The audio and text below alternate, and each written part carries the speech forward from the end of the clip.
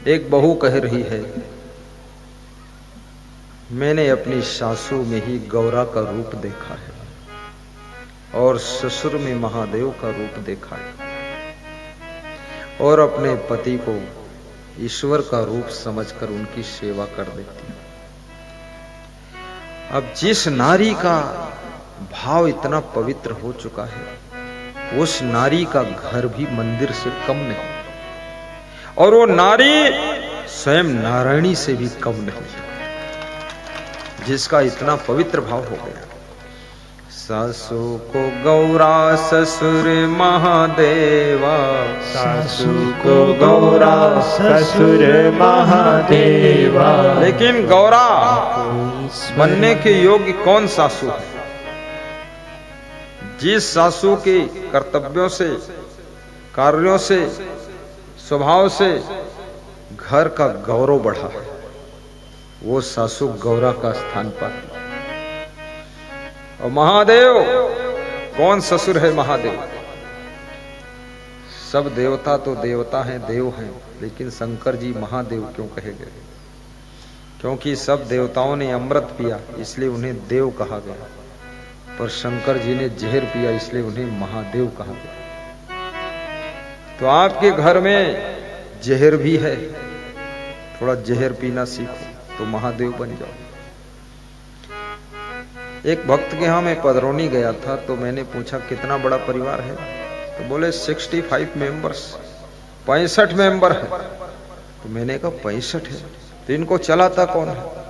तो सबने इशारा दिया ये हमारे घर के जो बुजुर्ग हैं। मैंने कहा आपकी उम्र क्या है? बोले 75 साल।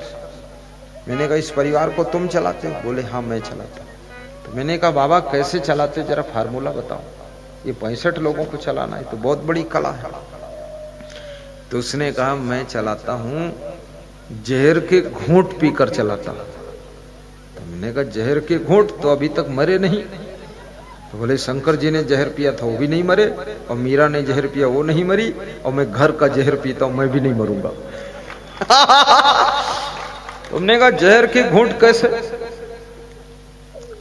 उसने कहा सबकी सह लेता हूं, सबकी गम खा लेता हूं, सबको क्षमा कर देता हूं और सबको प्रेम देता हूं, सबका ख्याल करता हूं। कोई मेरा ख्याल करे न करे लेकिन मैं सबका ध्यान रखता हूं और सबको निभाता हूं, तब ये 65 लोगों का परिवार चल रहा है। निभाना पड़ता है। इसलिए मैं निवेदन करूंगा, संगठन अच्छी चीज है, एकता से राष्ट्र का निर्माण होता है, प्रेम से ही देश का कल्याण होता है। स्नेह का दीप जलाओ आज घर घर में, प्रेम ही आजादी का पैगाम होता है, प्रेम ही आजादी का पैगाम होता है। परिवार को जोड़ के रखो, परिवार के सभी सदस्य संगठन को मजबूत करने की कोशिश करें, और संगठन में बहुत बड़ी शक्ति होती है। भगवान राम ने रीछ, भालू, बानर इनका संगठन बनाया था तो लंकापति को जीत लिया था। बिना संगठन के भगवान भी असफल थे। भगवान ने सिखा दिया है कि रीछ, भालू, बानर को भी मैं संगठित करके लंकापति रावण को जीता हूं, और तुम अपने घर के सदस्यों को संगठित नहीं कर पाते हो। करो संगठित। संगठन वही बना सकता है जिसके अंदर त्याग होता है। अपना सुख त्याग करना पड़ता है, अपनी सुविधा त्याग करना पड़ता है। जैसे राम ने राज्यपाट त्याग कर दिया, वनवास स्वीकार कर लिया, तो भाई भाई में संगठन बना रहा, प्रेम बना रहा। अगर वो त्याग न करते और कहते मेरा हिस्सा बांट दो मैं वनवास नहीं जाऊंगा, तो तुरंत सब बिखर जाता। बैठ त्याग की आवश्यकता है।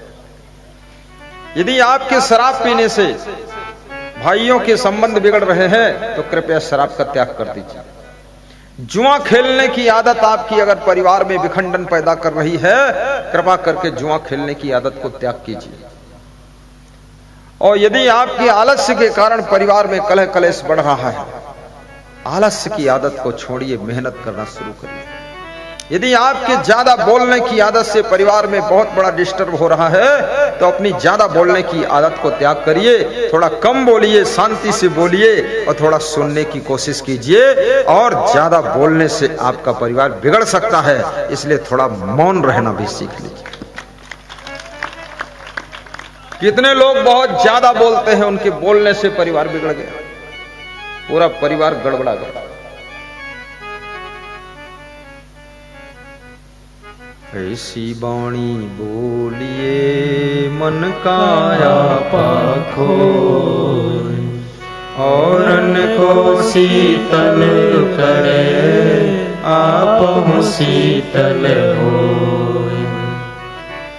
मधुर बचन है औषधि कटुक वचन है तीर।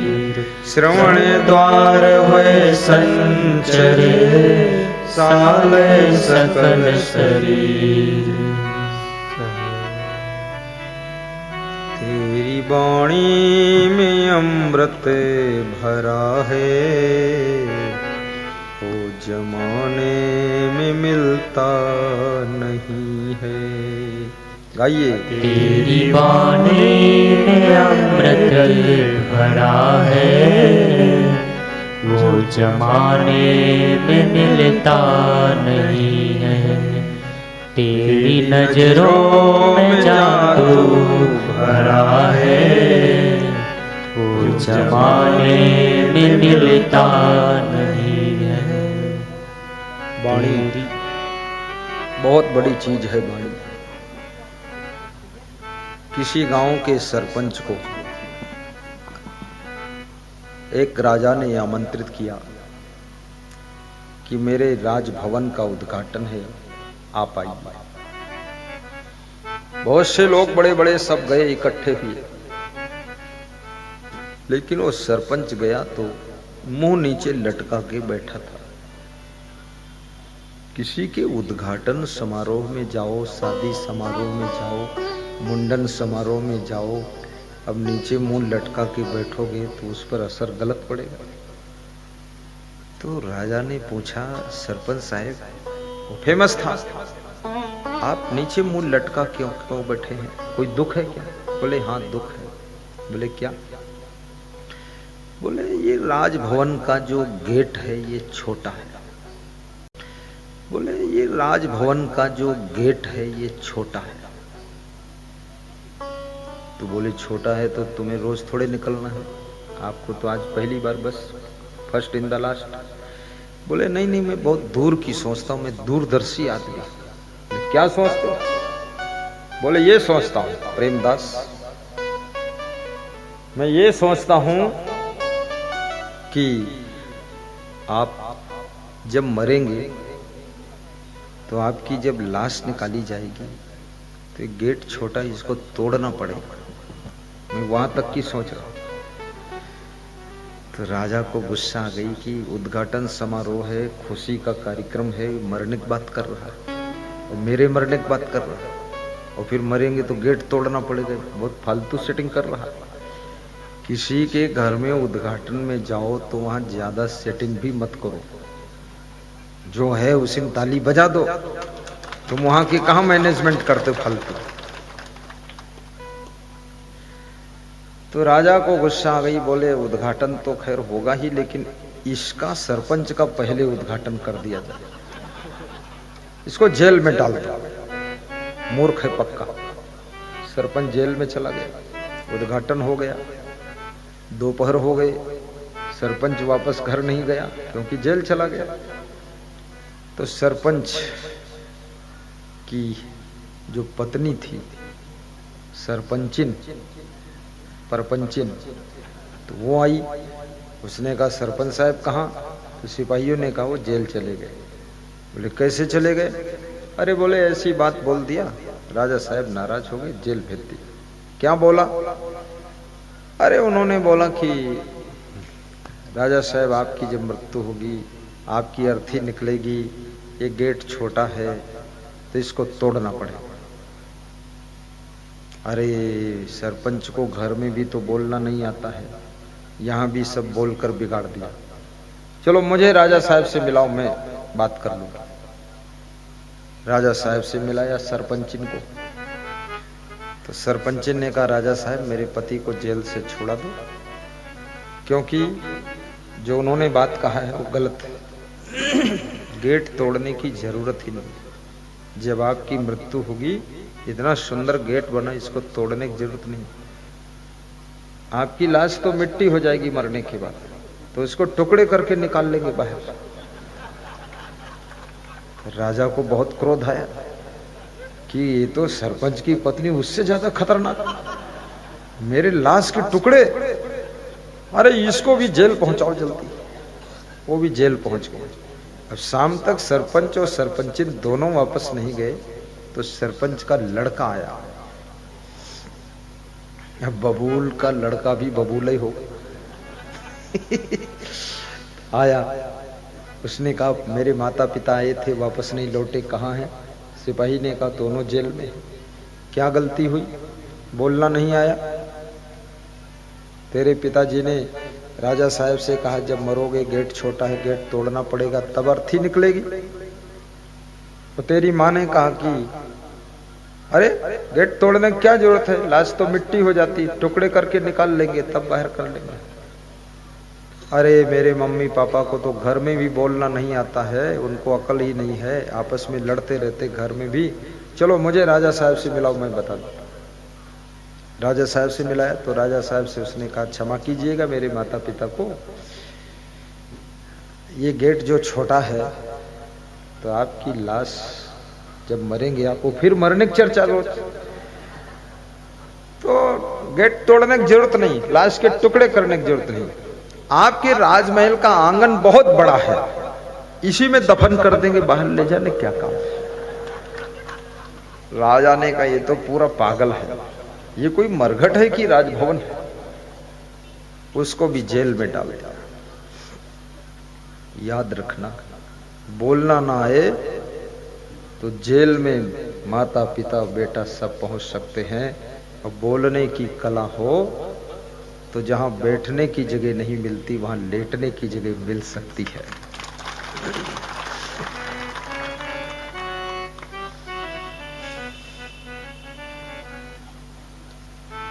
प्रेम की गंगा बहे जहां पर वह घर स्वर्ग समान है। प्रेम की गंगा बहे जहाँ पर वह घर स्वर्ग समान है। मृदुवाणी सुंदर स्वभाव, मृदुवाणी सुंदर स्वभाव, सभी सुखों की खान है। प्रेम की गंगा बहे जहाँ, ताली बजाकर गाइए, सब स्वर्ग समान है।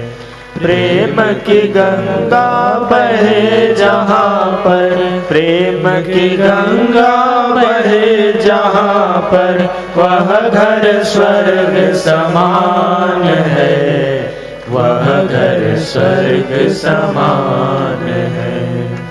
खिले फूल खुशियों के जहाँ पर, खिले फूल खुशियों के जहाँ पर होठों पर मुस्कान है, होठों पे मुस्कान है।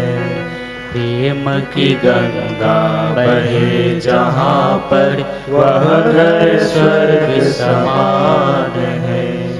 प्रेम की गंगा बहे जहाँ पर वह घर स्वर्ग समान है।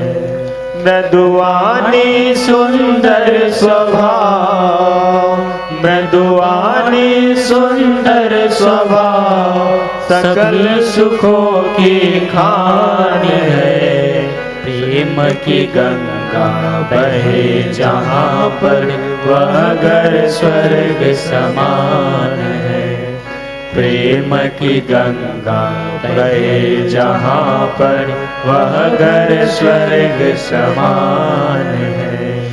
प्रेम की गंगा बहे जहाँ पर वह घर स्वर्ग समान है।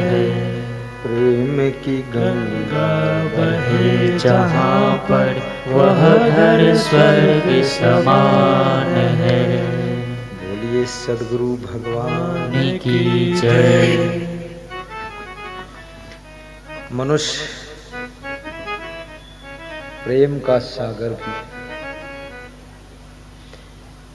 मनुष्य जब प्रेम करने का संकल्प लेता है, पेड़ पौधों से भी प्रेम कर देता है, पशु पक्षियों से भी प्रेम करता है और मनुष्यों से भी प्रेम करता है। और जिनके पास में प्रेम करने की कला है, प्रेम से जीने की कला है, प्रेम से रहने की कला है, प्रेम से कार्य करने की कला है, वह लोग जहां रहते हैं वहां स्वर्ग जैसा वातावरण बनता है। इसलिए मैं निवेदन करूंगा, सुंदर घर बनाओ। जिनको मैं याद कर रहा था वो परिवार आ चुका है, बकानी राजस्थान झालावाड़ से घाटिया साहेब खड़े हो। ये श्री पुरुषोत्तम घाटिया जी हैं, चिरंजीवी घाटिया खड़े हो जाओ, भैरूलाल घाटिया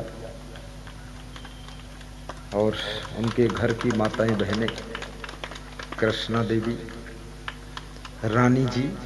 तुम सोचते हो कि सबके नाम कैसे जानते हैं?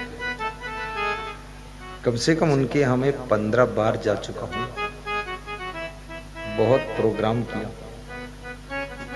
और बहुत बड़ी श्रद्धा है। और शुरू से मैं देख रहा हूं,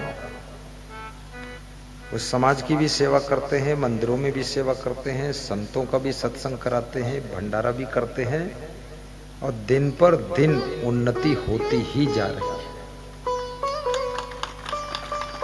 कुछ लोग सोचते हैं दान करने से धन घट जाएगा। जैसे कोई किसान सोचे खेत में गेहूं बोने से घर में गेहूं घट जाएगा, कम हो जाएगा, तो बोए ही ना, तब तो घर का गेहूं पूरा खत्म हो जाएगा। दान करना ऐसे है जैसे खेत में गेहूं बोना है। जब 10 कुंटल गेहूं बो देते हो तो 1000 कुंटल गेहूं वापस आ जाता है। ऐसे दान करने से आज तक कोई गरीब नहीं हुआ। उनका एक बेटा अमेरिका में, दूसरा बेटा भी विदेश यात्रा, पेट्रोल पंप के भी मालिक है। और मैं तो सोचता हूं आप सभी धनवान बने, महान बने, गुणवान बने, बुद्धिमान बने और आपकी खूब उन्नति हो, ऐसी मैं कामना करता हूं। कोई भक्त गरीब न रहे। सासू को गौरा, ससुर महादेवा, स्वामी को ईश्वर बनैबे, मंदिर हम काहे पूजे। और आगे ये पंक्ति कह रही है, संतन के सत्संग तीरथ में मली मली दाग छोड़े, मंदिर हमें काहे को जइबे। मली मली दाग छोड़े, मंदिर हम काहे को जइबे। घर ही में तीरथ बनैबे, मंदिर हम काहे को जइबे। मात पिता की सेवा करी के, मात पिता की सेवा करी के, कोटिन तीरथ फल पैबे, मंदिर हम काहे को जइबे। कोटिन तीरथ फल पैबे, मंदिर हम काहे को जइबे। एक बार देवताओं की मीटिंग हो रही थी। उस मीटिंग में शिव जी के जो पुत्र गणेश थे और कार्तिकेय, दोनों के बीच में चुनाव करना था कि दोनों में प्रथम पूज्य किसको बनाया जाए। तो शर्त रखी गई, जो पूरी पृथ्वी की परिक्रमा करके सबसे पहले वापस आएगा उसको प्रथम पूज्य बनाया जाए। कार्तिकेय जी अपने वाहन पर सवार हुए, गणेश जी अपने वाहन पर सवार हुए तो गणेश जी का वाहन धीरे चलता था, चूहा। गणेश जी का मन दुखी हो गया, तो नारद जी बैठे थे, उन्होंने कहा तुम दुखी मत हो, तुम पूरी पृथ्वी की परिक्रमा करो ही मत। बोले फिर तो प्रथम पूज्य कैसे बनूंगा? तो नारद जी ने कहा तुम अपने माता पिता की 7 परिक्रमा कर लो और यहीं हाथ जोड़कर बैठो और कहीं जाने की जरूरत नहीं। 7 परिक्रमा माता पिता की किया और गणेश जी हाथ जोड़कर बैठ गए। जब दोबारा फिर मीटिंग हुई तो नारद जी ने कहा सारी पृथ्वी तो माता पिता से भरी हुई है, और गणेश जी ने अपने माता पिता की 7 परिक्रमा किया और कार्तिकेय जी माता पिता को भूलकर पूरी पृथ्वी का चक्कर काटते रहे, तो ये प्रथम पूज्य नहीं हो सकते हैं, प्रथम पूज्य गणेश होंगे। तब से प्रथम गणेशाय नमः हो गए। माता पिता का भी बहुत बड़ा स्थान होता है, गुरु का स्थान उससे बड़ा है। गुरु में तुम्हें माता च पिता तुम्हें बंधुश्च सखा तुम्हें विद्या द्रविणम तुम्हें सर्वम मम देवते। गुरुर् ब्रह्मा गुरुर् विष्णु गुरुर्देव महेश्वरा गुरु साक्षात परब्रह्म तस्मै श्री गुरुवे नमः। इसलिए गुरु को बहुत सावधान रहना चाहिए। गुरु को ब्रह्मा का स्थान दिया गया। क्यों? ब्रह्मा सृष्टि के रचयिता। गुरु हमारे अंदर संस्कारों की सृष्टि की रचना करता है, इसलिए गुरु ब्रह्मा। गुरु को विष्णु का स्थान दिया गया। जैसे विष्णु भगवान सृष्टि का पालन पोषण करते हैं, ऐसे गुरु कल्याण मार्ग में भक्ति और सत्संग के द्वारा हमारा पालन पोषण करता है, इसलिए विष्णु के समान। और गुरु को शिव का स्थान दिया गया कि गुरु शंकर भी है। जैसे शंकर जी संहार करते हैं, ऐसे गुरु भी तुम्हारी बुराइयों का संहार कर देता है, इसलिए शंकर का स्थान। और गुरु परब्रह्म कहा गया। परम माने श्रेष्ठ होता है, जो श्रेष्ठ ज्ञान दे उसको गुरु कहते हैं। गुरु समान दाता नहीं, याचक शिष्य समान। 3 लोक की संपदा सो गुरु दीनी दान। गुरु बिनु ज्ञान न उपजे, नहीं अज्ञान विनाश।